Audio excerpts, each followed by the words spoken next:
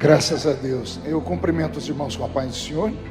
Sem perder tempo, abra sua Bíblia comigo no 5º livro da Bíblia Sagrada, o último livro do Pentateuco, livro de Deuteronômio, último capítulo do livro de Deuteronômio, capítulo de número 34.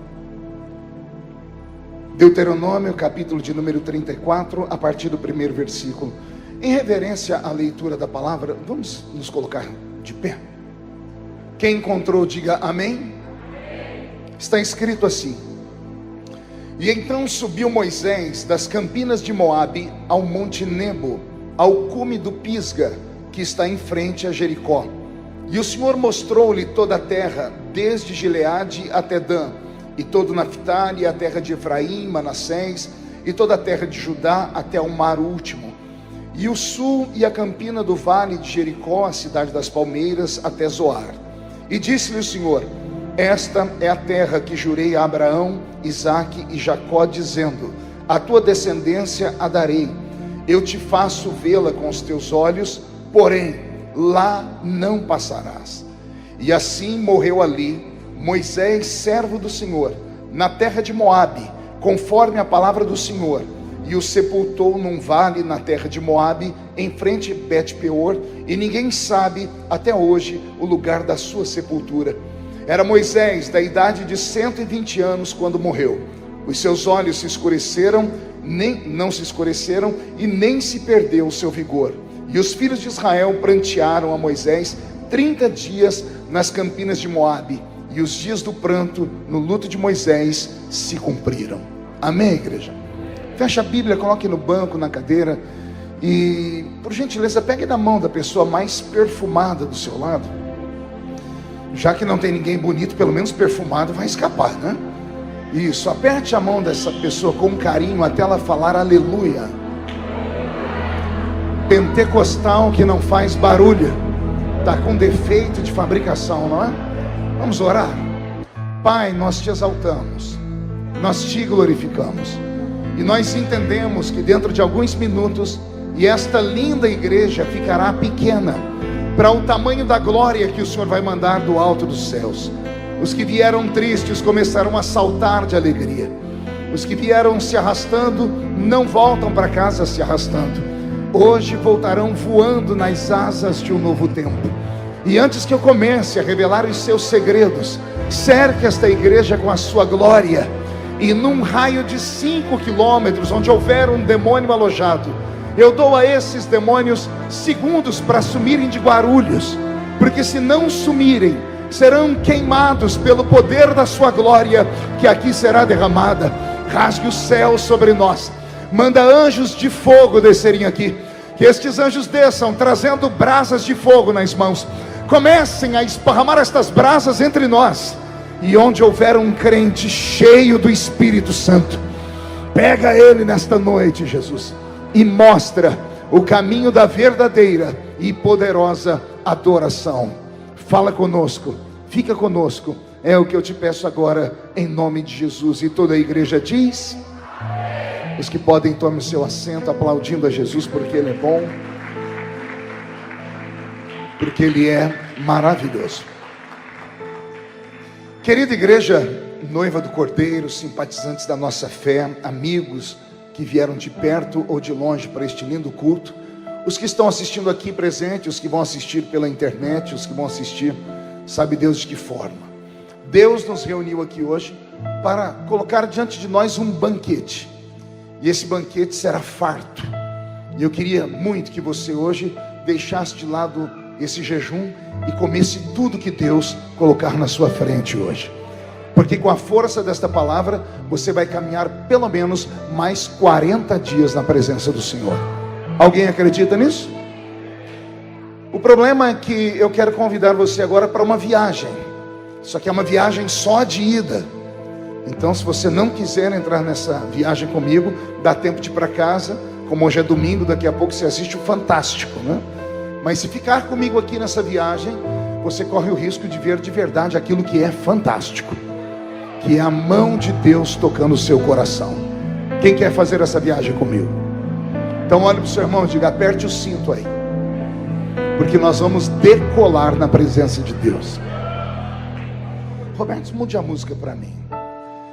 Eu estava meditando nesse texto, e é um texto muito antigo, porque a Bíblia é antiga, mas existe algo de revelação profunda nessa história. Até porque a Bíblia Sagrada é o livro das coisas extraordinárias. Quem conhece a Bíblia e acredita nela em ipsis literis, como eu acredito, vai ter que crer que quem escreveu esse capítulo foi o homem de quem estava sendo escrita a história. Nós acreditamos, porque os nossos pais na fé nos ensinaram, que os primeiros 5 livros da Bíblia foram escritos por Moisés. Se nós acreditarmos que de fato Moisés escreveu os primeiros 5 livros da Bíblia, teremos que acreditar que ele, por revelação, sabia do dia da sua morte, sabia como morreria, sabia para onde ia. Por isso, o último capítulo do livro de Deuteronômio sai da mão de Moisés, de uma pena com nanquim e papiro. Ele deixa escrito como foi que o Senhor Deus o retirara da terra. Por isso, eu disse desde o início que este livro chamado Bíblia não é um livro normal, é um livro possuído de revelações. O capítulo 34 de Deuteronômio, quem lê apenas por ler, não vai sentir aquilo que eu senti a primeira vez que li este livro. Conhecendo toda a história do patriarca Moisés, do profeta Moisés, do legislador Moisés, do homem de Deus Moisés, que nomenclatura você quiser dar a ele, amém. Conhecendo a história de Moisés, ler que o final dele foi esse, cá para nós, parece ser uma injustiça. Eu disse uma, pergunte por quê. Só falo se todo mundo perguntar. Porque não existe ninguém em todo Israel daquele tempo que merecia entrar mais naquela terra do que Moisés. Porque ele pagou um preço muito alto. Aliás, a história de Moisés é tão poderosa, e pena que muitos de nós só conseguimos lembrar do Moisés vitorioso, do Moisés que tem as tábuas da lei na mão, do Moisés que traz as pragas sobre o Egito, do Moisés que toca na pedra e da pedra sai água. Lembramos desse Moisés, mas esquecemos de nos lembrar de como é a trajetória da sua história. Todas as vezes que nasce um grande homem ou uma grande mulher, a sua trajetória será tomada por dor e sofrimento. Por que sofre o justo? Essa é uma pergunta filosófica. Jó tentou debater com Deus sobre o sofrimento e não chegou a lugar nenhum. Por que sofre aquele que se santifica? Porque aquele que é dizimista, de vez em quando o teto desaba sobre a cabeça dele, o chão abre e ele é engolido. Porque você, tendo ensinado seus filhos no caminho que eles deveriam andar, eles não estão aqui, estão na boca de fumo agora, ou estão na zona da prostituição. Por quê? Esses porquês atormentam a vida dos crentes. E nós, crentes pentecostais, fomos treinados apenas para a vitória. Fomos treinados para chegar no culto e receber o nosso milagre, custe o que custar, doa a quem doer. Eu me lembro dos áureos anos em que eu fazia teologia, um dos nossos professores, o professor de hermenêutica, dizia assim: o pregador do evangelho, principalmente o assembleiano pentecostal, não importa o que ele precise fazer no culto, ele tem que despedir o povo de forma que o povo tenha vontade de voltar no dia seguinte. Então ele tem que mostrar para as pessoas que o milagre é possível, que Deus fala, que a revelação vem, que as portas se abrem, que tudo pode acontecer.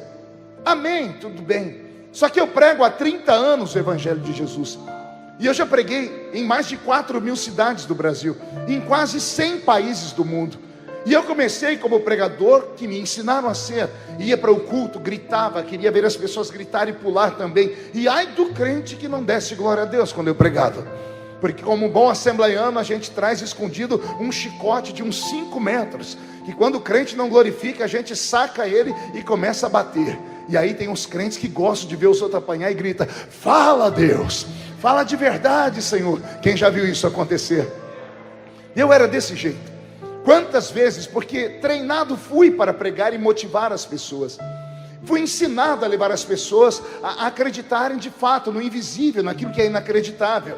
Então quantas vezes pregando eu vi as pessoas não glorificarem a Deus, e eu acabei criando jargões que no futuro, não tão distante daquela época, fez com que muitos garotos e pregadores copiassem os meus jargões, dos quais alguns, confesso, às vezes eu tenho vergonha de ter criado. Por exemplo, chamar crentes de sorveterianos. Eu fui o primeiro a falar isso, porque tinha crente tão gelado na igreja, mas tão gelado, que se você sentasse perto dele 5 minutos, você corria o risco de ficar resfriado, né? Porque a pessoa era muito fria. Comecei a falar isso pelo Brasil, isso acabou virando jargão. Só que o tempo foi passando e eu fui amadurecendo. E eu me lembro de um dia que estava pregando em uma igreja, e a glória de Deus desceu naquele dia, mas desceu poderosa. Mas tinha uma irmã sentada bem na minha frente, que ela não abria a boca nem para respirar. O olhar dela estava perdido na igreja. E eu pregava, e mesmo vendo ela dali, por dentro eu falava: essa mulher não vai reagir. Ela não levanta a mão quando eu peço, ela não fica de pé quando eu peço, ela não dá glória a Deus, ela não fala aleluia. Meu Deus, nunca vi uma mulher tão fria como essa. E aí, para ela, eu tirei os chicotes e bati, e nem isso fez ela reagir. O culto terminou. Quem é que veio pedir oração para mim? A dita cuja. E quando ela chegou para pedir oração para mim, eu tinha marcado ela, eu disse: não oro pela senhora. E ela falou: mas por que não, pastor? Eu disse: por que não? A senhora passou o culto inteiro sem adorar, sem levantar a mão, sem glorificar a Deus. A senhora ficou paralisada, a senhora não adorou a Deus. E agora, depois de eu ter pregado 1h30, a senhora vem pedir oração para mim? Aí ela respirou bem fundo e disse assim: eu enterrei meu único filho ontem, pastor. Morreu com um tiro de uma bala perdida. E não era nem para eu estar aqui. Eu só vim para cá, pastor, porque alguém me disse que Deus ia falar comigo. E durante a sua pregação, eu não ouvi a voz de Deus. Mas eu acredito que o profeta pode orar por mim agora e Deus falar comigo. Eu confesso aos irmãos, eu fiquei tão constrangido que se eu encontrasse um buraco, eu teria pulado dentro daquele buraco naquele exato momento. Porque para mim, aquela mulher não dava glória a Deus porque ela não queria. E eu descobri que num culto como esse, nem todos podem dar glória a Deus. Não é porque não querem, é porque a situação do momento impede a pessoa de adorar. Adorar a Deus quando tudo está dando certo é fácil. Adorar a Deus quando esse culto terminar e você voltar para casa, saber que vai ter uma pizza deliciosa te esperando, é muito fácil. Adorar a Deus quando as coisas estão dando certo na nossa vida é muito fácil. Adorar a Deus quando você tem uma porta de emprego aberta e todos os seus sonhos se realizam é fácil. Eu quero ver adorar a Deus quando as coisas desandam, quando você tem que enterrar um parente, quando você não tem um testemunho, que eu vi aqui hoje irmãs falando através da leitura do pastor, que há um ano atrás passaram pelo vale da sombra da morte e venceram. E quantos não venceram?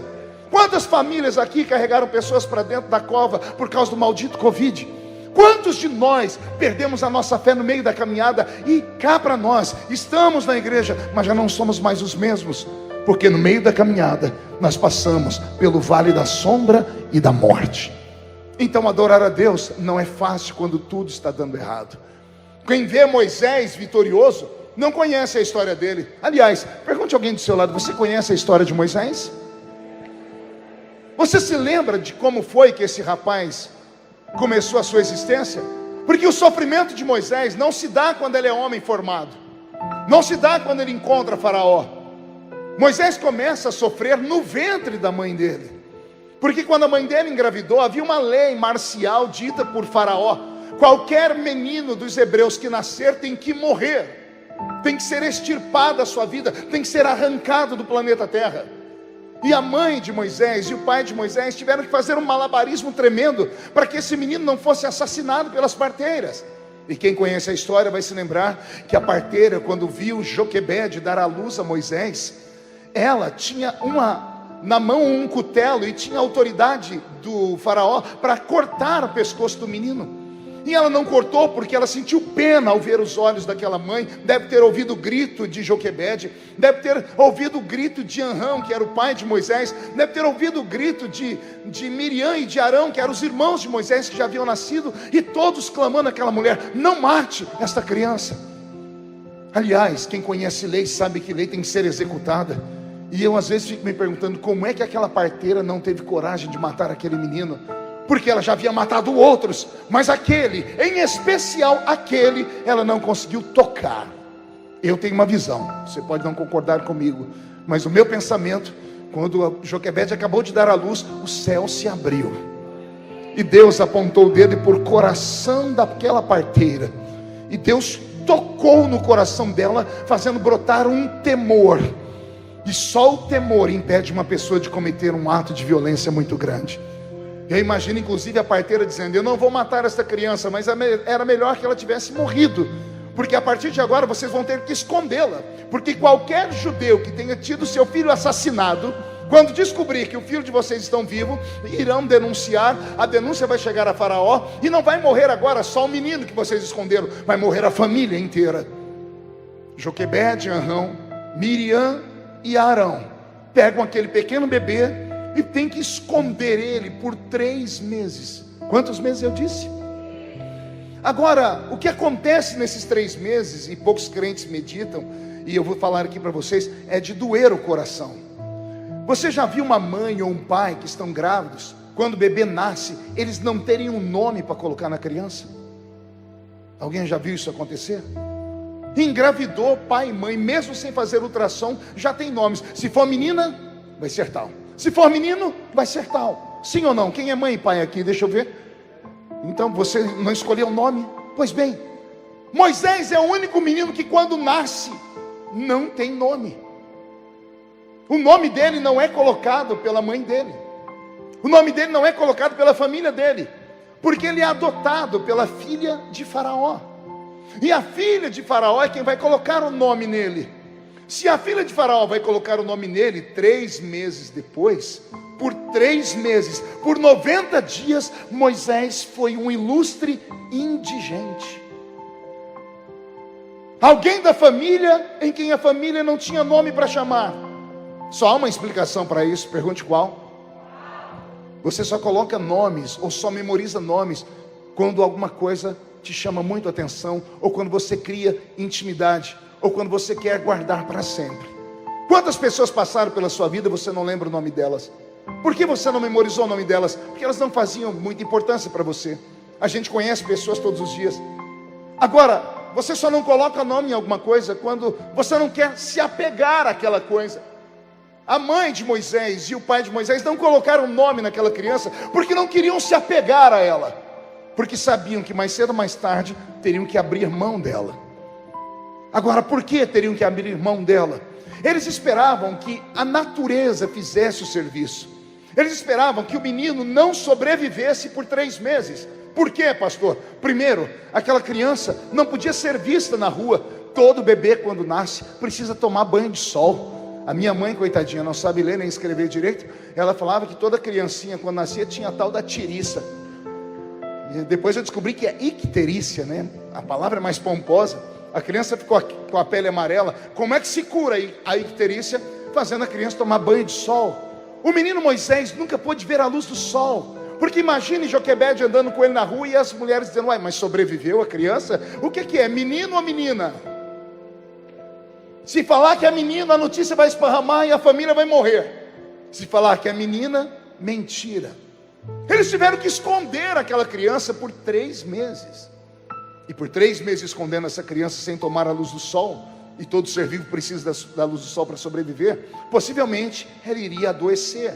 Mais do que isso, além dessa criança não tomar a luz do sol, essa criança também não tinha alimento de verdade, porque Joquebede e Arão eram escravos. Diga comigo, escravos. Escravos que trabalhavam de 15 a 16 horas por dia, que sofriam com o calor do Egito, e quando iam beber água, era água barrenta do rio Nilo. E quando iam comer, comiam apenas o que sobrava da mesa dos soldados do Egito. Por isso eles comiam muito pepino, cebola e alho bravo. Pode ver que na dieta deles, quando eles vão reclamar com Moisés, não tem ninguém reclamando de carne. Estamos com saudade da carne, do peixe. Só reclamam de alho, de cebola, porque eles comiam somente o que sobrava da mesa dos soldados egípcios. Eles comiam uma espécie de lavagem. Depois de trabalhar de sol a sol 15 a 16 horas por dia, voltavam para dentro das suas tendas fétidas, encontravam seus filhos deitados no chão, e pegavam agora aquele bebezinho e tinham que amamentar. Como é que Joquebede podia amamentar o seu filho se ela não tinha comida nem para ela mesma? Eu viajei o mundo, e eu me lembro quando preguei na África a primeira vez há 25 anos atrás, e vi pelas estradas mulheres africanas sentadas à beira do caminho, pura pele e osso, com seus bebês que agarravam as suas mamas murchas, E as mães ficavam cozinhando na beira da estrada água com terra e capim para dar aquilo para os bebês beberem, porque a fome é terrível. Uma mãe que não se alimenta não tem o que dar de alimento para o filho. Moisés não tinha alimento direito, não podia ver a luz do sol. E o pior, criança chora e precisa chorar, porque o choro da criança é uma linguagem que pai não interpreta, mas mãe tem dom de interpretação. A mãe sabe quando o choro é de dor, quando o choro é de raiva, quando o choro é de birra, quando o choro é de fome. Esse menino não podia chorar, porque se ele chorasse, as tendas eram coladas umas nas outras, alguém ia escutar. Pastor, o que o senhor acha que aconteceu? Eu acredito que Joquebede e Anrão andavam pelas ruas, e quando alguém perguntava da gravidez, ou ela dizia, olha, o bebê morreu, ou as pessoas não percebiam que ela estava grávida, porque era pura pele e osso. Deve ter crescido apenas aquele pequeno serzinho dentro deles, e como as roupas eram compridas, ninguém percebeu a gravidez. Eles não podiam mostrar a criança para ninguém. A criança não tinha alimento, a criança não podia chorar, a criança não podia ver a luz do sol. O destino dessa criança era morrer. Por isso não colocaram o nome na criança, para não se apegar a ela, para não terem que amanhã abrir uma sepultura e colocar o nome dessa criança, para tentar apagar da história aquele momento da vida deles. Mas aí quando nós saímos do livro do Gênesis e vamos lá para a carta aos Hebreus, quem é pentecostal não se aguenta, porque Hebreus, quando vai contar a história do menino, diz assim: e o menino Moisés tinha 3 meses, e ele crescia, e era formoso, e era saudável. Vou falar de novo para ver se o irmão que está bem lá atrás acorda. E a criança que não podia chorar, que não tinha como se alimentar, que não podia ver a luz do sol, que era para morrer, está crescendo, está ficando saudável, está ficando bonito, está ficando formoso. E aqui eu começo a lançar algumas pérolas para o seu coração. Quem é que pode matar aquele que Deus quer que viva? Vou falar mais uma vez, quem sabe o inferno escute. Quem é que pode tirar a vida daquele que Deus tem um plano, uma chamada e um projeto na história dele? Pastor, é sério, isso é muito sério. Eu estou pregando aqui para homens e mulheres que são sobreviventes. Se abríssemos o microfone agora para ouvir aqui aqueles que sobreviveram à morte, você ia ver pessoas aqui e falar: olha, eu sofri de um acidente, eu quase morri. Quando eu era criança, eu quase afoguei. Quando eu era desse jeito, caiu um negócio em cima de mim, eu quase foi. Aquilo que nós chamamos quase, aquilo que a sua família falou que foi sorte, nós crentes chamamos de milagre, chamamos de interferência, chamamos de mão divina. E a mão de Deus está sobre você nesta noite. Ora, pastor, se Deus tem uma vocação de fato na minha vida, por que eu só sofro? Pastor, o que o senhor falou não combina comigo. Por quê? Porque eu nasci de um aborto mal feito. Eu nasci porque a tabelinha da minha mãe e do meu pai não funcionou. Eu nasci porque o método contraceptivo não funcionou. Pastor, eu nasci de um estupro. E eu estou aqui para te dizer nessa noite que não me importa como você veio a esse mundo. O que me importa é que você veio a esse mundo. E você veio a esse mundo talvez não por vontade do homem, talvez não por vontade da mulher. Te chamam de filho do carnaval, te chamam de filho da aventura da madrugada. E o Senhor manda te dizer: você é o meu escolhido para estar aqui nesse mundo. Deus tinha pressa no seu nascimento. Por que eu estou falando sobre isso? Para ver se de uma vez por todas você pega esse fardo que está sobre as suas costas e joga para fora. Para ver se você joga para o chão, esquece um pouco esse maldito passado que só te atormenta, o passado que te paralisa, o passado que te faz olhar para frente e não ver nada além de angústia, tribulação, um buraco escuro e sem nenhum tipo de perspectiva.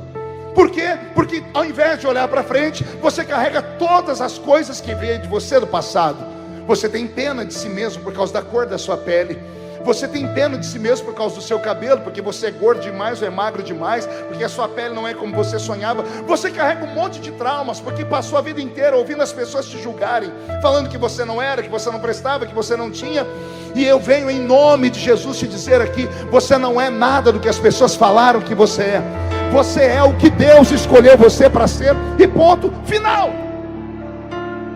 Pastor, e se eu não acreditar nisso? Você vai terminar esse culto, vai atravessar aquela porta, vai voltar para casa, vai passar a madrugada olhando no espelho, sentindo pena de si mesmo, e amanhã vai entrar em depressão profunda, daqui a pouco terá uma síndrome do pânico, e daqui a alguns dias as pessoas estarão te arrastando para dentro de um cemitério. Porque a pessoa que não consegue enxergar o presente que é a vida, ela joga fora esse presente. Mas se você sair daqui acreditando que eu estou pregando, eu tenho pena do que vai acontecer com os demônios enviados do inferno para te atormentar. Zé Pilintra, Zé Pilantra, Exu Caveira, Tranca-Rua, Preto Velho, obra de feitiçaria, mandinga, não me importa o que fizeram contra você, nada disso terá mais efeito. Esses demônios terão que encontrar outra paróquia para congregar, porque eles se enxergarão em você, que dentro de você nasceu uma vontade de viver, porque você sabe que a sua história não é uma história de injustiça, é uma história que tem uma chamada. Eu vou falar algo bem forte aqui. Todas as pessoas que têm uma chamada divina para uma obra específica têm que estar preparados.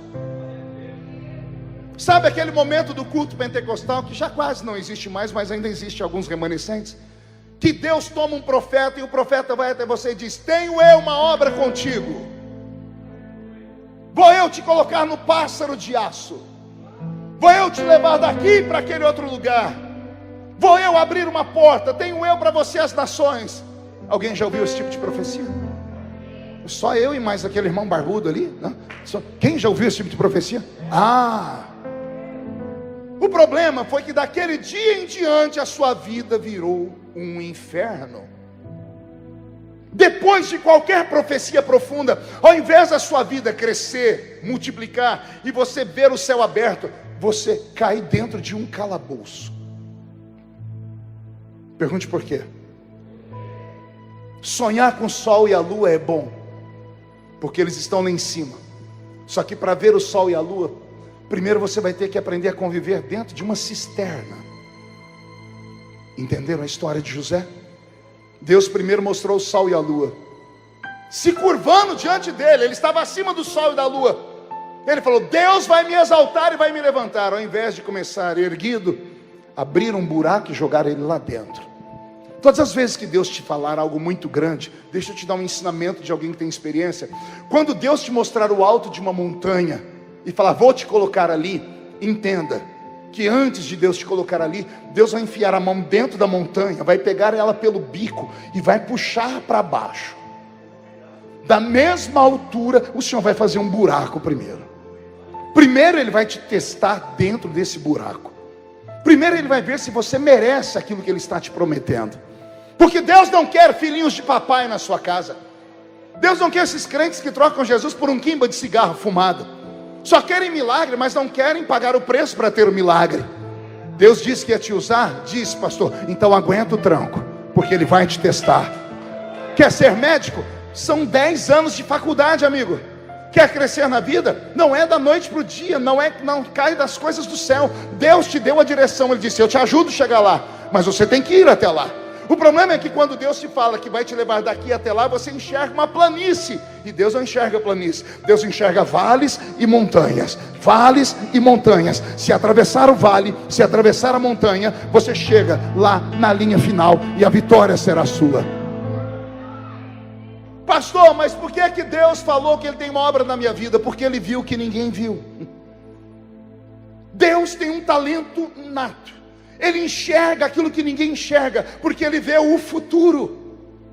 Ele não aposta naquilo que não dá certo. Ora, se os homens de Wall Street, os maiores investidores do mundo, aplicam e investem em indústrias, em empresas que eles nem sabem se vai dar certo, mas eles têm a percepção de que pode dar certo, e eles aplicam grandes fortunas, imagine Deus que enxerga o futuro. Você acha que Deus errou quando chamou você? Você pode achar que não, mas tem gente que olha para você e diz: Deus errou sim, pastor. Porque como é que Deus chama aquele camarada? Ele parece um cai-cai. Está um dia na igreja, um dia no mundo, um pé aqui, outro ali. Aquela moça ali, pelo amor de Deus, é só problema. Minha vontade era pedir para ele congregar em outra igreja, porque aqui só dá trabalho. Vou falar uma coisa: Deus não erra quando chama. João 15,16: não fostes vós que escolhestes a mim, fui eu que escolhi vocês. Vou falar para ver se essa palavra entra na sua alma. Não foi você que me escolheu, diz o Senhor, fui eu que escolhi você. E se Deus te escolheu é porque Ele viu algo que ninguém viu ainda. E esse algo só não apareceu porque você está o culto inteiro me olhando com essa cara feia, parecendo que foi batizado num pote de vinagre.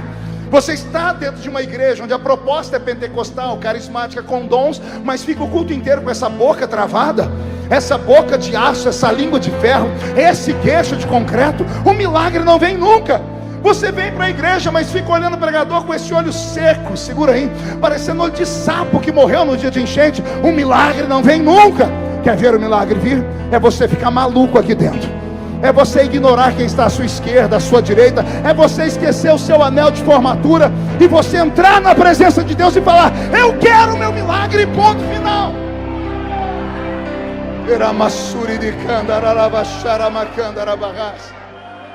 Ei, quando Deus chamou Moisés, não foi quando ele tinha 80 anos, quando a gente pensa. Não foi quando ele tinha 40 anos, quando ele descobriu que não era filho de Faraó. Deus chamou Moisés no ventre. Por que Moisés sofreu tanto? Pergunte para mim, por que, pastor? Digo eu, não a Bíblia. O dia que Moisés nasceu, o diabo estava olhando para o céu e viu a janela do céu aberta e Deus olhando para Moisés. O diabo viu Deus livrando Moisés da morte da mão da parteira. O diabo não sabe o futuro e nem precisa saber, mas ele sabe que quando Deus marca alguém, essa pessoa, se não morrer, vai dar um prejuízo para o inferno sem tamanho.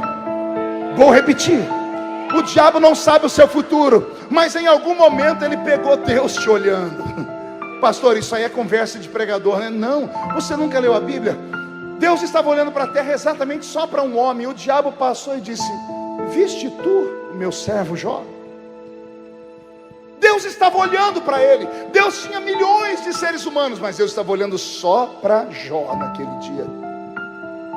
Deus está olhando para você agora. E o diabo pegou Deus te olhando. Então deixa eu te dar uma palavra: aguenta o tranco. Porque todas as vezes que Deus tem um plano na vida de alguém, primeiro Ele complica a vida da pessoa inteira. Ai Jesus, pastor, já estou com medo. É para ficar com medo mesmo, porque o medo traz a vigilância. Todas as vezes que Deus tem um plano na vida de alguém, primeiro Ele complica a vida da pessoa inteira. Ele leva a pessoa no limite. Quando a pessoa diz: não aguento mais, quando Deus vê que ela não vai aguentar mais, Deus entra em cena e descomplica com um passe de mágica. Do nada, Ele faz o milagre brotar de onde não tinha. Aí depois que Ele faz o milagre, Ele vai explicar para a pessoa por que Ele tinha complicado. Pegou aí? Primeiro Deus complica, depois Ele descomplica, e aí Ele explica porque Ele complicou. Aconteceu com Moisés. Um dia Moisés está lá tirando o povo do Egito, e Deus disse: Moisés, segue a nuvem. E Moisés vai seguir o GPS de Deus. O GPS de Deus levou Moisés para a beira do rio, para a beira do Mar Vermelho. Moisés conhecia aquela terra como a palma da mão dele. Ele sabia que o caminho não era aquele. Por isso Deus falou: segue a nuvem. Não segue o que você sabe, não segue o seu conhecimento, segue a minha palavra. Quando ele chegou na frente do Mar Vermelho, Deus complicou a vida dele inteira. O mar está fechado, o povo começa a gritar. Moisés olha por cima do povo e vê a poeira dos cavalos de Faraó que vem correndo. Moisés caiu de joelhos e gritou. A Bíblia diz que ele clamou com um grande clangor. Não é nem clamor, é clangor. É um grito estridente da alma. Quando ele gritou, Deus falou com ele: por que clamas a mim? Deus não sabia? Essa pergunta não é Deus dizendo: eu não sei o que está acontecendo. Essa pergunta é Deus dizendo: por que você clama a mim? Não era para ter clamado, eu já te dei autoridade. Eu não te levei aí para morrer, Moisés. O Senhor complicou a minha vida, Moisés. O que é que você tem na sua mão? Eu tenho um pedaço de madeira. Fere as águas, Moisés. Toca com essa madeira nas águas, Moisés. E quando ele toca com a madeira nas águas, Deus sopra sobre o Mar Vermelho e abre o Mar Vermelho. Primeiro Deus complicou a vida dele, levou para frente do mar. Depois Deus descomplicou com um passe de mágica. E quando eles atravessaram o mar, quando era para ir embora, do outro lado Deus disse: pare aí, Moisés, e faz Israel inteiro olhar para trás. Por quê, Senhor? Contempla pela última vez o seu inimigo, porque hoje eu destruo o exército de Faraó de uma só vez. Aí Aí Deus explicou porque ele tinha complicado. Era a maneira de Deus dizer: se você vai pelo seu caminho, o faraó ia te atormentar hoje, amanhã, por 1 ano, 10, 20, 30. Mas como você está na minha mão, e eu tenho um plano na sua vida, e ninguém pode matar você, porque eu tenho algo na sua história. Eu te conduzo por caminhos que você não entende. Eu te faço passar por angústias e tribulações, mas a vitória já está preparada ali na frente. O que é que você tem que fazer? É adorar, é agradecer. O preço de uma chamada não é fácil. É Moisés sofrendo. Tem pessoas aqui dentro que já estiveram em 200 igrejas e nunca conseguem encontrar um lugarzinho certo para ficar. E perguntam a si mesmo: por que eu não consegui ficar em nenhum lugar? Porque você procura nesses lugares respostas que nunca virão. Existem respostas que não estão na esfera da terra. Existem respostas que só se você dobrar o seu joelho no canto da sua casa e dar tempo ao tempo, e acreditar que Deus tem o controle da sua vida. Na vida do crente, o que não acontece amando de Deus, acontece sob a permissão de Deus. 2 pessoas entenderam, então eu vou ter que melhorar. Eu disse que na vida do crente, tudo que acontece, ou Deus manda, ou Deus permite. Se Ele manda ou permite, Deus não é sádico. Deus não vive de se alegrar com o seu sofrimento. É porque Ele sabe que você dá conta. É porque Ele sabe que você tem estrutura. É porque Ele sabe que você não vai fazer uma loucura, não vai subir numa ponte, pular, não vai dar um tiro no seu ouvido. Deus permitiu toda essa luta na sua vida porque você entrou na faculdade dele. O sofrimento é uma matéria da faculdade de quem tem chamada. E se você tem chamada de Deus e não aguenta nada, Deus nunca pode te dar aquilo que você sonhou. Deus nunca pode te dar aquilo que você pediu. Porque Deus só está fazendo isso na sua vida porque um dia você falou: eu quero ser usado, eu quero ser profeta, eu quero pregar, eu quero pastorear, eu quero cantar. Partiu de você. Então Deus diz: você quer? Então antes de te dar, eu quero te testar. Eu quero ver se você vai aguentar cantar quando você estiver dentro de uma prisão. Eu quero ver se você vai ter a atitude de crente quando alguém bater na sua face, se você vai dar o outro lado, ou se você vai revidar, cometer um latrocínio e ir parar na cadeia. Deus primeiro treina, Ele testa. O sofrimento que está sobre a sua vida hoje não é um ponto final, é só uma fase, é um capítulo de uma longa história. O final da história vai dar tudo certo.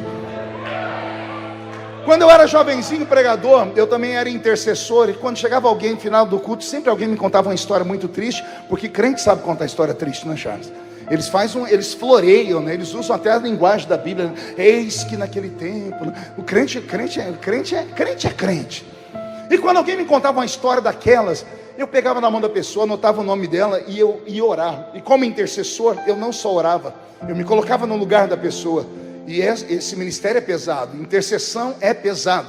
Você sai da oração com o corpo doendo, você absorve tudo que a pessoa tinha. E eu sofria demais.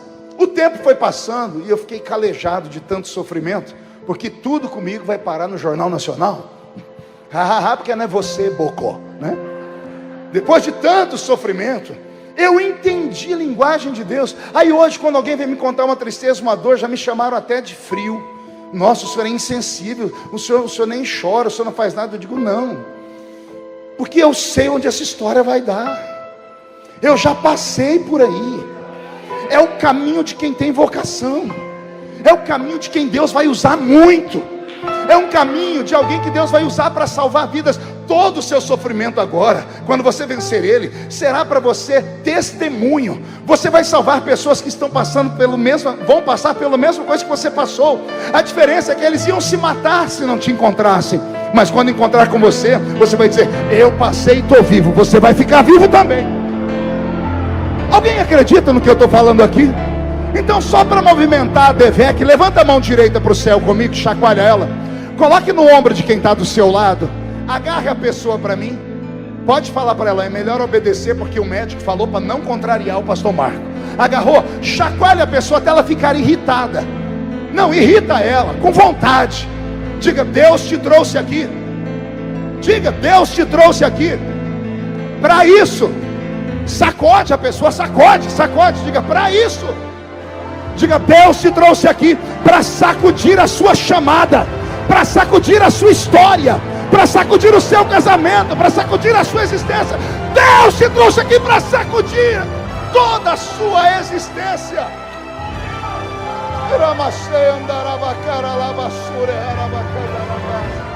Ai, Jesus, escute.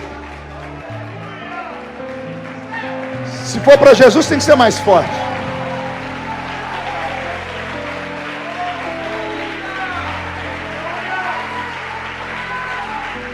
Essa pregação de hoje não é para essa geração Nutella, não, viu? Não é para essa geração que eles chamam de geração milênio, que não suporta ouvir mais do que 20 minutos uma palavra, porque dá canseira. Isso aqui é para crente raiz. Isso aqui é para crente que já passou por vales e ainda está de pé, que estão envelhecendo com o cabelo branco dentro da igreja, acreditando que mais cedo ou mais tarde vai explodir o seu milagre. Acredite na sua chamada. Acredite que há um porquê do seu sofrimento. E ainda que eu não compreenda e você não compreenda, isso não faz diferença alguma. Mantenha o passo. Vai indo. Se não der para ir andando, vai ajoelhado. Se não der para ir ajoelhado, vai se arrastando. Se não der para ir arrastando, deita e vai rolando. E se tiver que parar, não para com a cabeça para cima, para de costas, com a boca no pó. Porque quem sabe Deus nesse dia não levanta e faz uma cirurgia nas suas costas e planta um par de asas. Porque se não dá para ir andando, você vai voando. Mas que você vai chegar lá, você vai chegar lá. Você vai chegar lá. É possível e vai acontecer. O tamanho da sua chamada é o tamanho do seu sofrimento. Moisés sofreu quando criança. Quando a mãe dele viu que não dava conta de segurar o menino, não conseguindo matá-lo, porque isso feria a tradição dos hebreus, eles pegam o menino e colocam dentro de um cesto e jogam ele nas águas do rio Nilo. E quando você for em Israel numa caravana com o pastor Silas, se passar pelo Egito, pede para o guia turístico levar você onde diz a tradição que Moisés foi jogado. Pergunte para quê? Você dá um grito de glória a Deus bem alto. Porque quando você vai lá, o guia diz assim: olha, aqui foi onde colocaram Moisés, e a correnteza é daqui para baixo. E aí alguém tem coragem de perguntar: e onde era a piscina feita do rio, onde a filha de Faraó tomava banho? Aí o guia constrangido diz: fica um pouquinho aqui para cima. Tem que ser inteligente. Vou falar de novo. A correnteza é para baixo, jogaram o menino aqui. Era para o bercinho ir para cá. Aí vem Deus com seus extraordinários. O cesto, em vez de descer, sobe. Nada contra a correnteza. É isso que acontece com quem tem chamada. Eu estou com o corpo todo arrepiado. Quem tem chamada anda na contramão da avenida. Quem tem vocação divina nada contra a correnteza. Por isso que não é aceito, não é amado. Por isso que é invejado por tudo e por todos. Por isso que o inferno te odeia. Tem gente aqui que não tem onde cair morto quando de lá vivo, e sabe que um monte de gente tem inveja de você. E você: mas por que as pessoas têm inveja de mim? Não são as pessoas, são os demônios que estão dentro dela. Porque os demônios que estão dentro dela enxergam coisas que o homem natural não enxerga. Quando olham para dentro de você, vê o seu espírito de pé. Você não tem tudo que quer, mas tem tudo que precisa. Você perdeu tudo e todos e continua dizendo: Deus deu, Deus levou, bendito seja o nome do Senhor. Ah, meu Deus. É isso que faz as pessoas terem inveja de você. Há dentro de você uma vontade de crescer. Deus não consegue usar pessoas tímidas. Deus não consegue usar pessoas covardes. Deus não consegue usar pessoas cheias de mimimi. Deus usa gente fraca. O fraco ele consegue pegar na mão dele. Mas aquele que é covarde, Deus não consegue fazer nada por ele. Porque o covarde, por natureza, é incrédulo. Não acredita em nada. Fica julgando: não, aquele profeta só tinha 2 dentes na boca, por isso que não cumpriu até hoje. Não é nada disso. Não se cumpriu porque não chegou o tempo. E quando chegar o tempo, você vai vir. Ou não.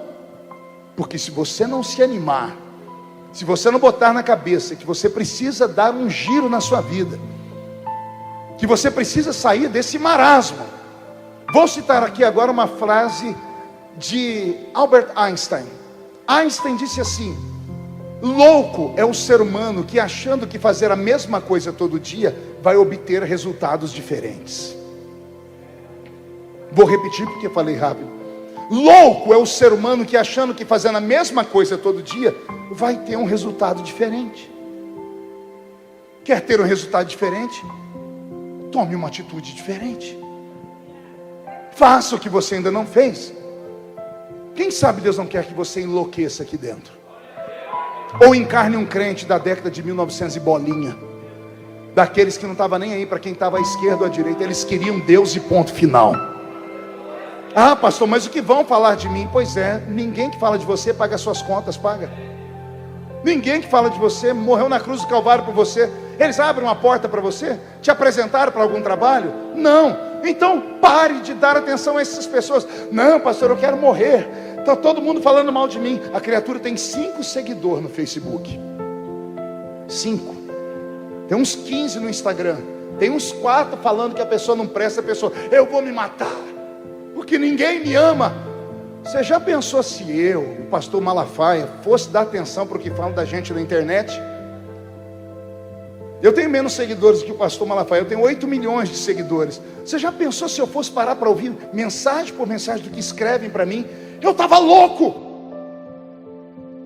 Aí eu deixo um recado para minha turma. Vê aí quem está falando. Se for uma pessoa que tem mais seguidores do que eu, vocês me falam, porque aí eu vou para a briga. Se for para cair, eu caio para cima. Aí eu vou discutir com o Zé Mané, com uma criatura que eu chamo de coveiro espiritual. Aqui nessa igreja não tem, só lá onde eu pastoreio tem. Crente que nunca conquistou nada na vida, e quando vê alguém tentar crescer, faz de tudo para matar a alma da pessoa. Vai na frente da pessoa, não vai dar certo, não tenta isso, não é o caminho, não é. Não, eu já tentei. Para de dar ouvido aos derrotados. Dê ouvido à voz de Deus. A voz de Deus é aquela voz interna, não é que ele grita no seu ouvido, ele fala aqui dentro, é aquilo que te motiva, é aquilo que faz o seu coração acelerar, é aquilo que faz dar aquele frio na boca do estômago, é aquela vontade. Aí vem o medo, mas a vontade é maior do que o medo. Ei, é melhor ir e voltar do que nunca ir. É melhor você se arrepender de ter tentado uma coisa e não ter dado certo, do que você passar a vida inteira perguntando, e se eu tivesse tentado? E se eu tivesse feito? E se? O se é uma tragédia. Não deixe o diabo te roubar. Não deixe seres humanos derrotados te roubar. Acredita nesse profeta veterano. Eu estou aqui para te dizer que Deus vai te levantar. Não, eu vou gritar mais alto para ver se você grita mais alto também. Deus vai te levantar. Mas antes você vai ser testado. Diga ao seu irmão, você está sendo testado. Seja esperto. Seja inteligente. Você está em teste. Vença o teste, pelo amor de Deus. De que jeito, pastor? Fala menos. Troca as amizades. Muda de rua. Muda de pensamento. Para de comer lixo de internet. Para de ficar correndo atrás de adivinhações. Se você quer o maior profeta desse tempo profetizando para você, eu vou te apresentar ele. Ele está lá na sua casa te esperando. O maior profeta da sua casa está dentro da sua casa. Quer encontrar ele? Olhe para o espelho. Olhe para o espelho e tenha uma conversa com o maior profeta da sua vida. Chama aquele camarada, aquela camarada do outro lado do espelho e fala para ele, toma vergonha na cara. Você é imagem e semelhança de Deus. Você tem mais do que a maioria dos homens tem. Você é cheio do Espírito Santo. Você fala em línguas estranhas. Você tem um pastor para cuidar de você. Então agarre o diabo pelo chifre, esfregue a cara dele no chão e chuta ele para o inferno. E acredita na sua história. Ei, se você não acreditar na sua história, quem vai acreditar? Nesse mundo competitivo, Dr. Bauer, onde até os nossos familiares querem puxar o nosso tapete, E você ainda dando atenção pelo que os outros dizem. Vou te contar uma história que aconteceu comigo. Eu era garoto. Eu moro na mesma cidade que eu nasci. E eu morava na Vila Tatu, né? Foi desse buraco que eu saí, né? Hoje eu moro no centro da cidade. Não é muito distante da Vila Tatu, porque a cidade é pequenininha. Mas eu me lembro que eu estava engraxando o sapato. E tinha um homem, um empresário da cidade. Ele era muito querido. E todos os sábados, 9 horas da manhã, eu tocava a campainha dele. Ele me mandou fazer isso. Ele tinha 14 pares de sapato. E ele me deixava engraxar os 14 pares de sapato todos os sábados. Não dava tempo dele usar os sapatos. Mas ele fazia com que eu lustrasse o sapato e eu lascava a graxa do sapato. Eu queria era meu dinheirinho para ajudar minha mãe a comprar a feira daquele dia. E eu me lembro que eu estava ali um dia desses e comecei a conversar com a empregada, com todo mundo. Eu sei que o horário extrapolou, deu hora do almoço, umas 11, 11h30. Estava muito quente e eles colocaram a mesa na varanda, onde eu estava engraxando o sapato. Aí sentou o doutor, a esposa dele e os 2 filhos. Quando o menino dele chegou na mesa, o menino, ao invés de sentar, ele ficou em pé, ele olhou e começou a dizer: eu não como isso, eu não como isso, eu não como isso, eu não como isso. O pai dele estava virado naquele dia, não sei que tragédia que aconteceu. Esse homem deu uma bronca no menino, mas um grito que eu estremeci no canto que eu estava. E o pai dele disse assim para ele: está vendo aquele menino sentado ali naquela caixa de engraxar sapato? Ele não tem pai, a mãe dele é lavadeira, ele mora numa casinha aqui em cima com 12 pessoas em 2 cômodos. Ele está aqui para ajudar a comprar comida para a mãe dele.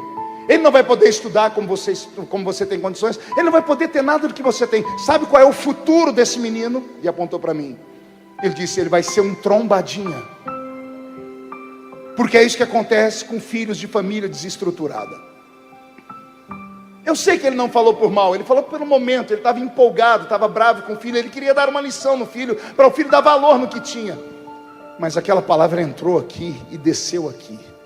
Eu terminei de engraxar os sapatos, fui para minha casinha. Eu chorei, gente, mas eu chorei com força. 2 horas da tarde, minha mãe chegou em casa do trabalho. Quando ela abriu a porta, ela me viu com a cara inchada. Falou: o que que foi, moleque? Aí que eu chorei mesmo. Eu agarrei a dona Lúcia e chorei. Ela falou: o que que foi? O que que aconteceu?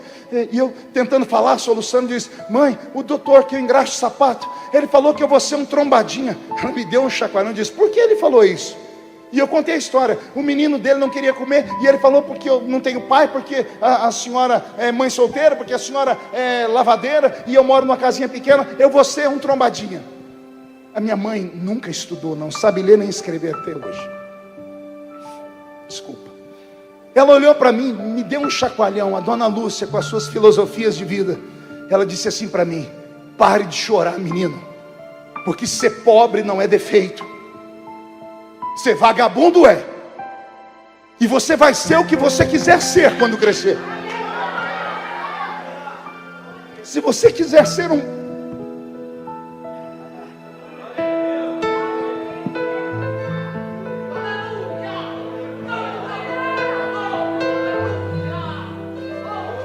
Se você quiser ser um grande homem, você vai ser. O tempo passou, o mundo gira, o mundo não é quadrado, é redondo.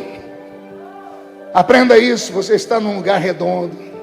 As coisas se encontram, as oportunidades voltam, a vida muda, muda o governo, Deus abre porta, a oportunidade cruza o seu caminho. Um belo dia, Charles, eu estava no aeroporto de Ribeirão Preto, de terno e gravata. Estava chegando de viagem da Inglaterra. E eu vi um senhorzinho de cabelo branco. Ele me reconheceu, ele não se aguentou e veio falar comigo: parece que eu te conheço. Eu disse: eu conheço o senhor. Ele falou assim: você é de onde? Eu disse: sou da sua cidade, lá de Orlândia. Você é filho de qual doutor? Eu falei: não, sou filho da dona Lúcia.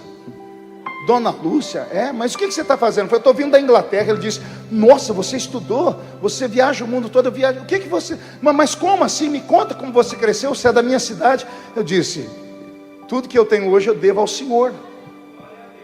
E ele falou: mas eu ajudei a pagar a sua faculdade, porque eu ajudava alguns meninos pobres da cidade. Você é um deles? Eu disse: não, o senhor nunca pagou nada para mim, a não ser os sapatos que eu engraxava do senhor. Ele olhou para mim e disse: você é? Eu falei: eu sou o filho da dona Lúcia, eu sou o Marquinha. Eu só estou aqui hoje porque um dia o Senhor falou que eu ia ser um trombadinha. E quando eu falei isso, ele ficou vermelho, disse: me perdoa. Eu disse: não, não perdoo, eu te agradeço. Porque se o Senhor não falasse aquela palavra para mim, a minha mãe não tinha quebrado ela no mundo espiritual. Porque pai e mãe têm profecia nos lábios. Estou liberando uma palavra para você curar o seu filho e a sua filha. Hoje à noite, chega lá na cama do seu filho, ou espera ele chegar de casa, a filha chegar de onde estiver. Não importa se estiver bêbado, cheirando maconha, não importa se ela estiver vindo da prostituição. Vai sobre a sua filha, pergunta se ela não quer comer uma sopa, faz um miojo para ele, faz um miojo para ela, estenda a mão e diz: eu quebro todos os nomes malditos que colocaram sobre você. Você não é prostituta, não é drogado, você vai ser profeta, vai ser pastor, vai ser uma grande mulher de Deus. Você acredita nessas coisas? Então reage, pelo amor de Deus.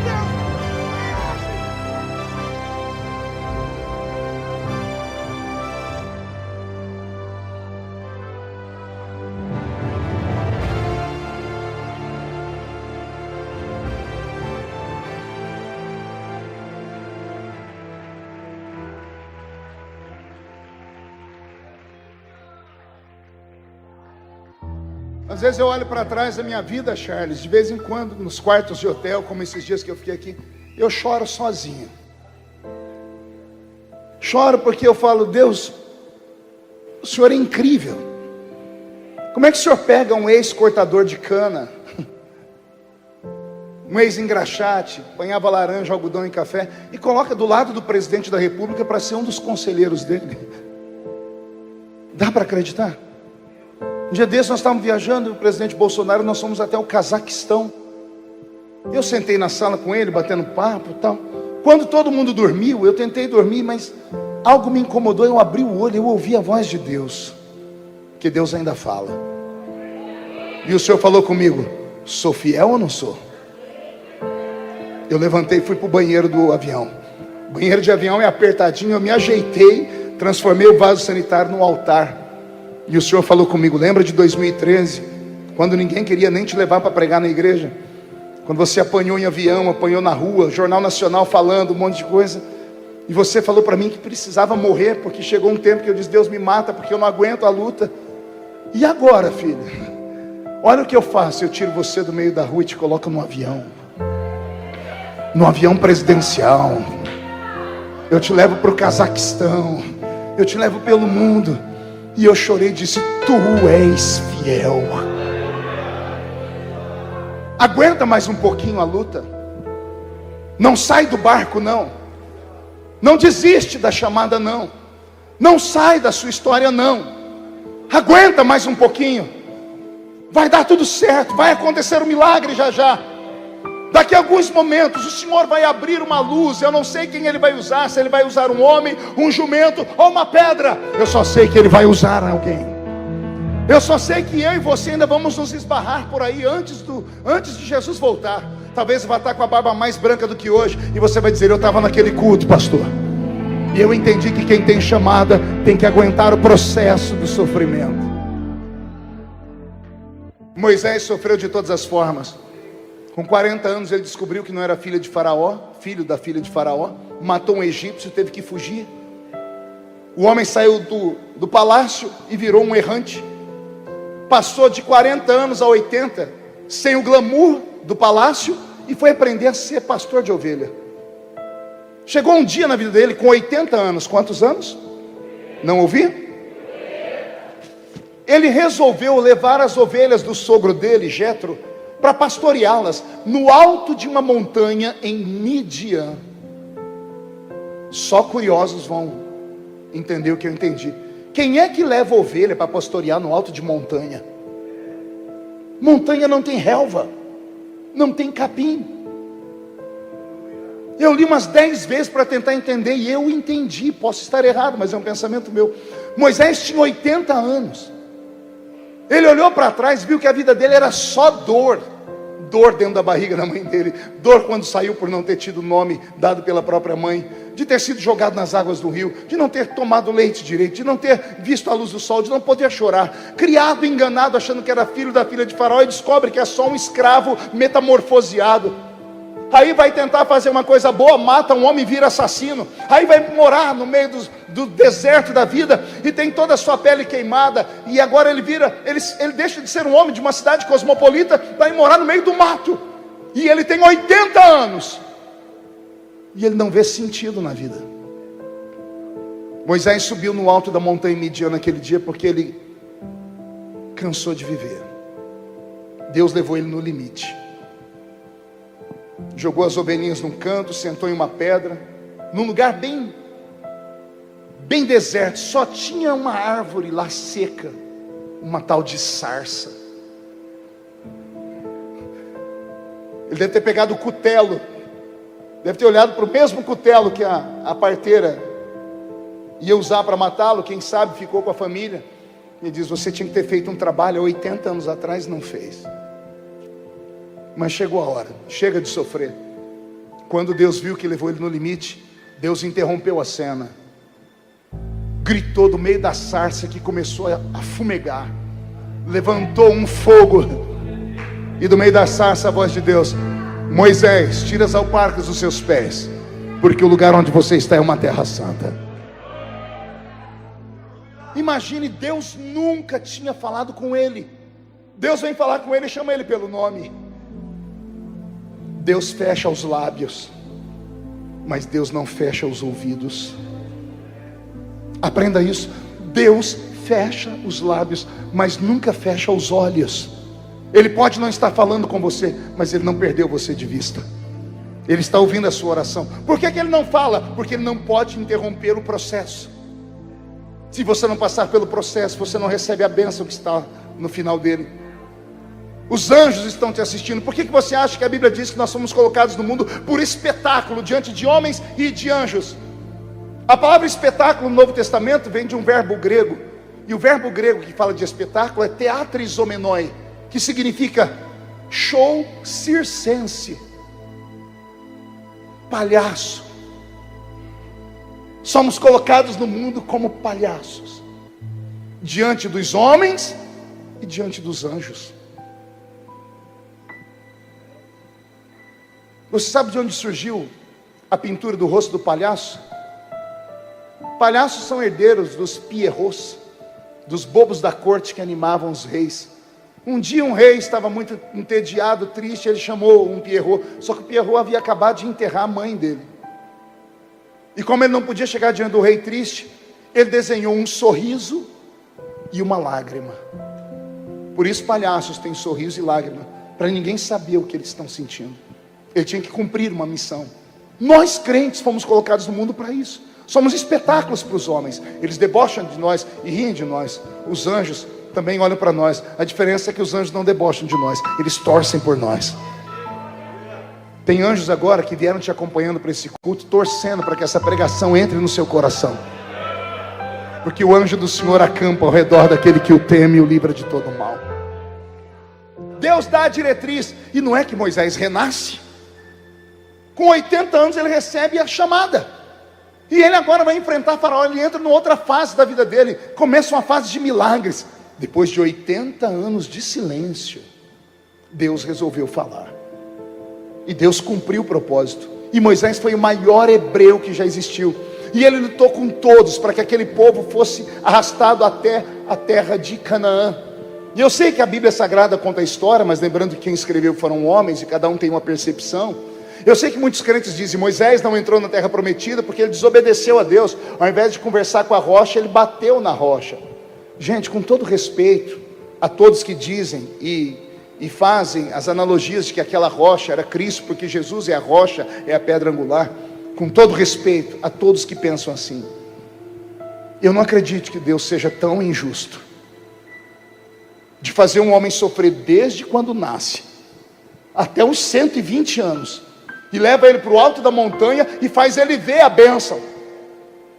Porque o capítulo 34 é isso. Moisés viu a bênção, ele viu a terra, ele lutou por aquela terra, ele sonhou com aquela terra a vida inteira. Ele estava diante dela, ele enxergou as campinas, ele viu os pomares, ele viu tudo. E o Senhor disse para ele: e aí, Moisés? Moisés disse: Senhor, é lindo, hein? Levei 8 horas para subir no monte, mas valeu a pena. 8 horas de subida íngreme, uma manhãzinha, madrugada. Deus acorda Moisés e diz: Moisés, vamos subir a montanha? O Senhor, posso levar Josué? Hoje não, hoje é só eu e você. Senhor, eu não sou mais o garotão de 80, eu tenho 120, o senhor tem paciência? Bora, Moisés. Vai Moisés subindo, aquele cajado que ele usava, agora virou muleta. Ele chega no alto da montanha e Deus diz: Moisés, olha para frente, o que você vê? Eu vejo uma terra. Mas que terra, Moisés? Conversa comigo. Senhor, é uma terra bonita, ela mana leite, mana mel, tem frutos, tem água, tem tudo. Senhor, que terra linda. Eu imagino Deus dizendo: e aí, Moisés, você sabe que terra é essa? Senhor, não brinca comigo, hein? Tenho 120. Moisés, é a terra. Não brinca. Não brinco. É a terra que o Senhor jurou dar a Abraão, Isaque e Jacó. É a terra, Moisés. Senhor do céu, daqui até ali é 3 dias de viagem. Eu estou a 3 dias de um milagre que eu estou correndo atrás dele 40 anos. Senhor, me deixa descer, porque eu vou preparar o povo. Vou mandar os levitas usarem roupa branca, vou mandar eles ensaiar uma música bonita. Os coatitas vão carregar a arca, nós vamos fazer algo bonito. Senhor, deixa eu preparar o povo. Eu imagino, digo eu, não a Bíblia, eu imagino Deus: Moisés, calma, falta só 3 dias. O que você vai fazer quando chegar na terra? Pode imaginar um diálogo entre Moisés e Deus, porque eles eram amigos. E Moisés dizendo: Senhor, como eu sofri muito, eu acho que eu posso escolher um pedacinho da terra melhor, né? Pode, Moisés. Que lugar? Aquele lugar lá embaixo, ó, perto daquela lagoa. Vou fazer uma casa bonita, mandar fazer uma cadeira de balanço. Os descendentes de Bezaleel e Aholiabe vão trabalhar para mim numa cadeira. Eu vou passar ali o resto dos meus dias vendo os meus netos crescerem na terra, porque não tem nada mais gostoso do que ser vovô. Eu que o diga, a Aurorinha encheu a minha vida de alegria, minha primeira netinha. E eu imagino Deus dizendo: é só isso, Moisés? É, Senhor, porque o final da minha vida era entrar na terra prometida, e ela está ali. Posso descer? Não. Por que não, Senhor? Moisés, sim, Senhor. Fecha os olhos. E agora, Senhor, abra os braços. E lá do céu Deus dá um grito: morre, Moisés. E Moisés cai morto no alto do Monte Pisga, de fronte de Jericó, a 3 dias do milagre. É injustiça ou não é? E alguém vai falar: não, é porque ao invés de conversar com a pedra, ele bateu nela. Será que as pequeninas coisas vão nos tirar de fato do reino de Deus? Será que a balança de Deus é injusta? Será que Deus age como homem? Você faz 99 coisas boas para um homem, ele te chama de santo. Aí você faz uma coisa que ele não gosta, vai te chamar de demônio? Será que é assim Deus? Não creio que Deus seja assim. A balança de Deus é justa, porque se não for justa, nenhum de nós entrará no céu. Pastor, o que o senhor acha? Eu vou contar o que aconteceu comigo quando adolescente nessa história. Eu fechei a Bíblia com raiva, pastor, e falei: Deus, o senhor é muito ruim. E Deus falou comigo: por quê? Poxa, Moisés estava 3 dias de realizar o sonho dele, o senhor não deixou? Aí Deus falou comigo: ô Marco, aprenda que eu planto sonho no coração dos homens, mas os homens têm que aprender que eu também tenho sonhos, e os meus sonhos são maiores do que o de vocês. E eu falei: senhor, não estou entendendo. O senhor disse: qual era o sonho de Moisés? Entrar na terra prometida. E qual era o meu, Marco? Era que Moisés entrasse na verdadeira terra prometida. Oh glória! Como assim, senhor? Para que eu ia deixar ele sofrer de artrite, artrose, osteoporose, reumatismo, bursite, essas doenças ruins que dá em velho? E eu já estou começando a ter a metade delas. 16 comprimidos para dormir todo dia. E sair de uma cirurgia tem 20 dias. Só Deus na causa. Será que Deus ia levar Moisés para aquela terra só para ficar ali entrevado? O senhor disse: eu queria Moisés em outra terra. Depois que Deus falou isso, eu até fiquei feliz, mas eu falei: senhor, eu sou inteligente, o senhor está me engabelando. Porque o sonho dele era entrar naquela terra, não era naquela terra. E o senhor disse: você acha que alguém perde me servindo? Quem disse que eu não realizei o sonho de Moisés? O senhor matou o homem. E a Bíblia diz que o senhor sepultou. Você sabe o que significa a palavra sepultar? Significa esconder. Lá no livro de Judas, que antecede o Apocalipse, está o diabo brigando com Miguel acerca do corpo de... Não ouviu do corpo de quem? O diabo falou: cadê o corpo do velho Moisés? Já tem 2000 anos que Deus levou ele para o alto daquela montanha, falou que sepultou ele, enterrou, os meus demônios não acharam. Atravessaram a parede, não acharam um fóssil de Moisés, não acharam o DNA dele, não acharam o osso, não acharam nada. Deus escondeu Moisés. Não aqui. Deus escondeu Moisés lá. Antes de Moisés abrir o olho, porque ele ouviu a voz, morre. Antes ele abriu o olho e falar, por quê? Ele já não estava mais aqui. Ele estava na presença do Eterno. Ele viu os anjos, ele viu tudo. E depois que ele viu tudo, eu imagino Deus dizendo, bem-vindo Moisés, aqui é a terra prometida. É muito bonito aqui, Senhor. Pois é, um anjo vai pegar na sua mão por 2 dias em horário da terra. Você vai dar uma volta aqui, depois o anjo vai te trazer de volta. Eu imagino 2 dias depois o anjo trazendo Moisés de volta diante do Senhor, falando, Senhor, e agora? Agora o que, Moisés? Eu tinha um sonho. Eu sei, Moisés. Eu queria entrar na terra prometida lá. Eu vou realizar agora. Deus pede para um anjo, chama aí para mim o homem que subiu para cá num redemoinho. Um homem que estava andando pela terra e uma carruagem de fogo separou ele do secretário dele. Chama Elias para mim, o tisbita. E lá vem Elias diante de Deus. Deus diz, Elias, pega Moisés e vai realizar o sonho dele. Leva ele na terra prometida. 2 dias de lá, 2000 anos daqui, Jesus está andando na terra. Os 12 discípulos estão aqui, ele para, ele ouve a voz de Deus, diz, nem todos podem ver o que eu vou ver agora, mas os meus loucos discípulos podem. Pedro, Tiago e João, vem comigo. O resto fica orando aqui. Jesus sobe com Pedro, Tiago e João no alto de uma montanha. Ele fala, fiquem vocês 3 aqui e não saiam correndo. Jesus se afasta de Pedro, Tiago e João, e o corpo de Jesus começa a brilhar como o sol no monte da transfiguração. Quando o rosto dele brilha e o corpo dele brilha, a Bíblia diz que aparece diante de Jesus. Quem? Moisés e Elias e? Elias e quem? Não ouvi, Elias e quem? Deus é justo. Deus realiza sonhos. Ele não realiza do jeito que você quer. Ele não realiza do jeito que você espera. Você espera que o milagre venha de cá e o milagre está vindo de cá. Hoje de manhã eu preguei na igreja Plenitude do Trono de Deus sobre aqueles 4 leprosos lá do livro de Reis. Israel estava aprisionado pelos assírios e todo mundo esperando um milagre vindo de nações. E Deus pega 4 leprosos e manda eles ir para o arraial dos sírios. A Bíblia diz que os assírios, quando eles estavam lá perto para dormir, eles escutaram um barulho de um exército e gritaram, o rei de Israel contratou egípcios e outras nações para matar a gente. Saíram todos correndo e deixaram comida, ouro, prata, os despojos, até os cavalos. Aí de repente chega o exército de Deus, 4 leprosos caindo aos pedaços. O milagre vai vir de onde você não espera. Eu profetizo em nome do Eterno, que quando esse culto terminar e você for para sua casa, você terá a melhor noite que você já teve esse ano. Quando você acordar de amanhã, vão perguntar, você viu um passarinho verde? Você vai dizer, não, foi uma pombinha de fogo da Devec ontem à noite. A comida vai estar mais saborosa amanhã, as cores vão estar mais vivas, o perfume vai estar mais cheiroso. Você vai ver que alguma coisa aconteceu. E não se assuste, porque as portas não serão abertas, elas serão escancaradas. Porque Deus não prova a não ser que Ele queira aprovar. Tem alguém sofrendo aqui?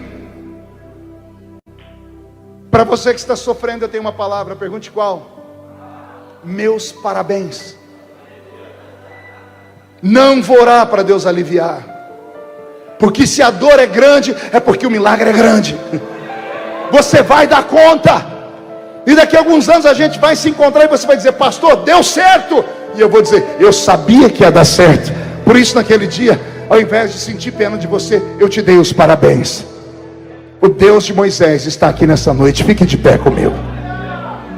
Pastor, passei 5 minutos, vou passar só mais 3. Feche os seus olhos. Ah, Jesus. Feche seus olhos em oração. Tem um grupo de pessoas aqui dentro que há muito tempo não pisavam em uma igreja. Vieram aqui atraídos pela propaganda, ou pelo convite, ou pela insistência da família, ou na verdade foi a oração deles que te trouxeram. Essas pessoas estão afastadas do caminho do Senhor. Essas pessoas se desviaram, vieram de ministérios duros, e esses ministérios te excluíram, e eles não sabiam o que acontecia quando alguém é excluído. Está escrito em Mateus 16 e 18: tudo que é desligado na terra é desligado no céu. O seu nome foi riscado do livro da vida. Por isso essa vontade de morrer, de matar ou de se matar.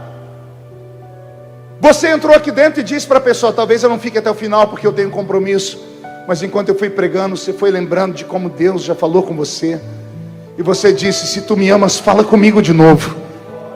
E Deus manda te dizer, Moisés, que Ele tem uma chamada na sua vida, e que tudo que foi roubado vai ser devolvido, e que você ainda vai ser um pastor, e que a senhora ainda vai ser uma grande mulher de Deus, e que aqueles que hoje te olham de cima para baixo, achando que você é um derrotado, amanhã vão ter que te olhar voando, porque Deus vai devolver para a sua vida e para a sua história tudo que foi roubado.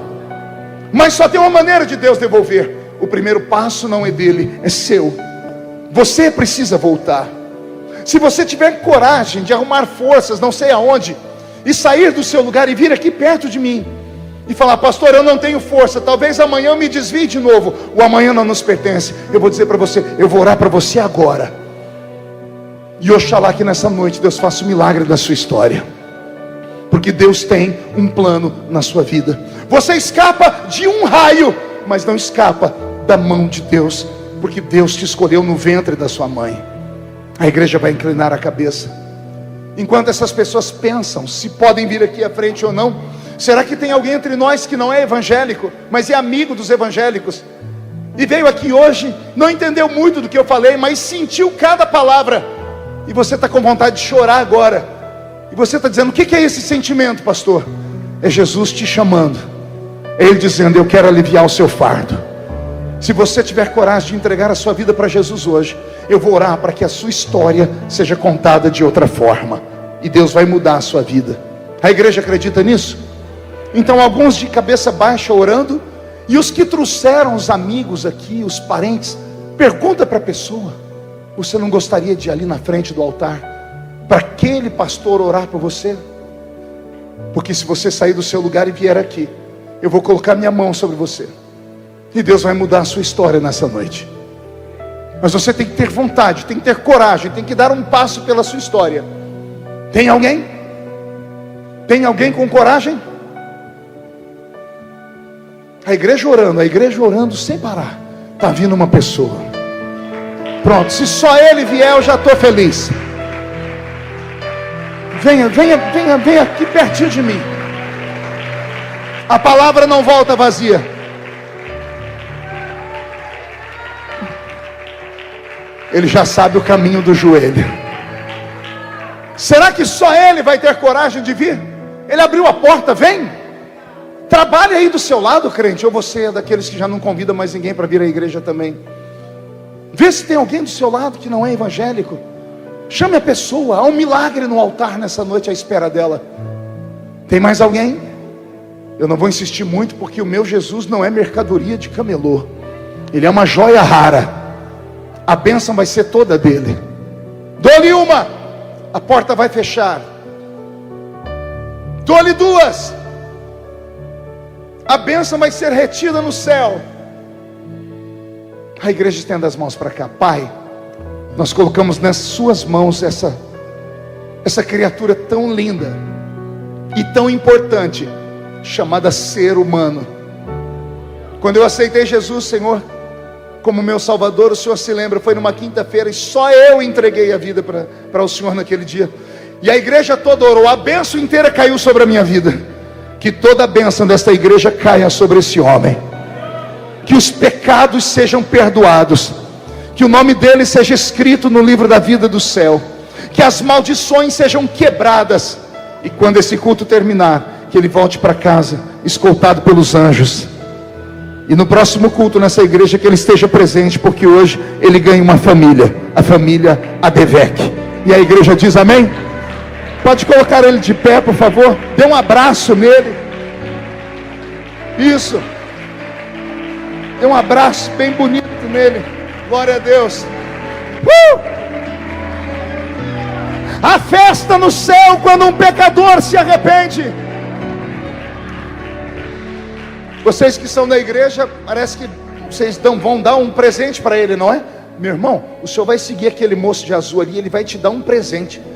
Acho que é um livro do pastor Silas, uma picanha e Coca-Cola, né? Pode acompanhar ele ali, que o milagre é grande. Ele já leu, viu os cartazes aqui. Tudo isso aqui estava escrito para o senhor, ó. Feche os olhos, pastor, mais um minutinho. Eu não posso deixar de fazer uma outra oração aqui. E essa é tão importante quanto aquela. Feche os olhos, porque eu não quero que ninguém seja constrangido. Tem alguém aqui que não está suportando o peso que está carregando nos ombros? Tem alguém aqui que está sofrendo demais, que entrou aqui dizendo: me ajuda, senão eu não vou dar conta. Tem algum irmão meu que está cansado de só ver derrota, de só ver tristeza, de só ver angústia?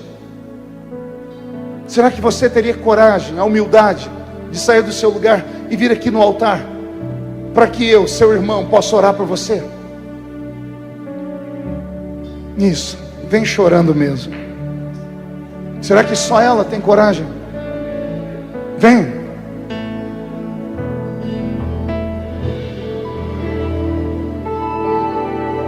Isso. Pode chorar, aqui é lugar de choro.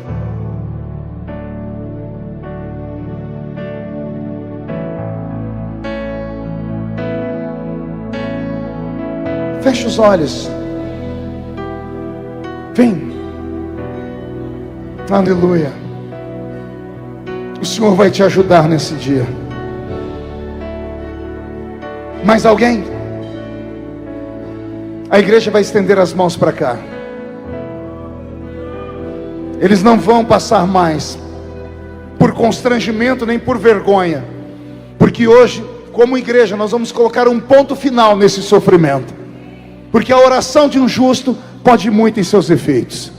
Senhor, nós oramos agora e imploramos para que no nome de Jesus, a dor e a angústia que os meus irmãos estão passando, esse sofrimento, essa tristeza, vai arrumar as malas agora e vai dar um jeito de ir embora. Porque eu profetizei durante o culto todo que essa dor tem um propósito, e o propósito é uma grande chamada, é uma grande vitória. Então, Senhor, para cada dia de humilhação virá dupla honra sobre a vida deles. Quando este culto terminar e eles voltarem para casa, voltarão escoltados pelos seus anjos e terão sonhos proféticos depois desta noite. O Senhor está entrando com providência em todas as áreas da vida deles, está sustentando eles, porque o Senhor ainda é o nosso Pai. Eu profetizo que a boa mão de Deus permanece sobre a sua vida. E toda a igreja diz: levante a mão direita para o céu comigo, todos, e diga comigo em nome de Jesus: todos os demônios que roubaram a minha alegria, que roubaram a minha fé, eu ordeno, venha para a palma da minha mão, fecha a sua mão, eu conto até 3, você joga no chão e pisa em cima. E aí você encontra 2 pessoas e diz para eles: o tempo da honra está chegando. 1, você nunca mais será o mesmo. 1,5, sua família sentirá orgulho de você de novo. 2, quem viver verá, para ver o que vai acontecer com a Adevec em Guarulhos. 2,5, Guarulhos será chamado de terra da cura da alma. 3, jogue no chão, pise em cima, profetiza sobre alguém, abrace alguém, ore por alguém. Isso.